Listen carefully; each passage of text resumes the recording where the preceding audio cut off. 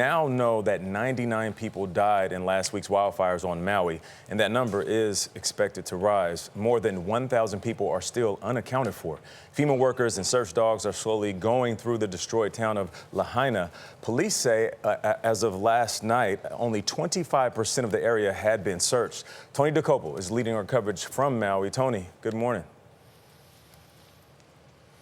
Hey, good morning again. Look, the reality is there's a lot of heartache here on Maui, but I have to say that maybe the most powerful image that we've seen, something we just cannot forget from this time we've spent here, is this one on your screen now. It shows two kids, 5-year-old Zayden and 6-year-old Manaya, hugging it out in front of a partially burned down backyard swing set. Their families lost their homes in the fires, but what survived, their moms told us, is worth so much more. If you want to know what it takes to build a home, it helps if you're the one doing it. About 5 years ago, Shelby Uveko'olani and Ariel Ahi got that chance with a little help from Habitat for Humanity. We put all of our mana, we put all of our sweat and tears into that home. So to know that we actually built that, it was a different feeling than actually just buying it. Though pregnant, they weren't afraid to do it all. It was on the roof. I put windows in, I put doors in, I painted. They moved in as both friends and neighbors, which is also how you describe their firstborn sons, Manaya and Zayden.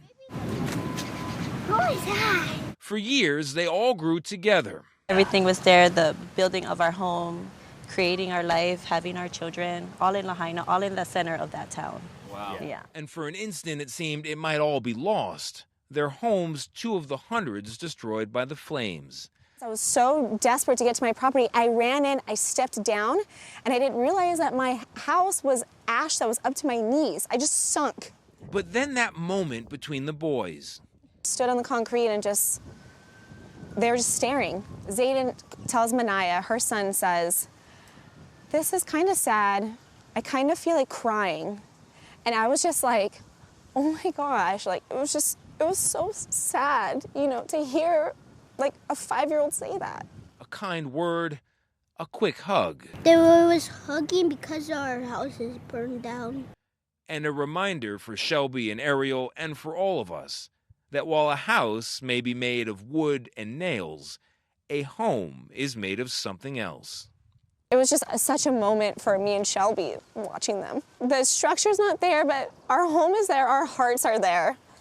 Everything in us are still on that property. And our hearts are just there waiting for us to rebuild, and we'll do it. Family is what makes it home. A house is a house. It's replaceable. Family's not.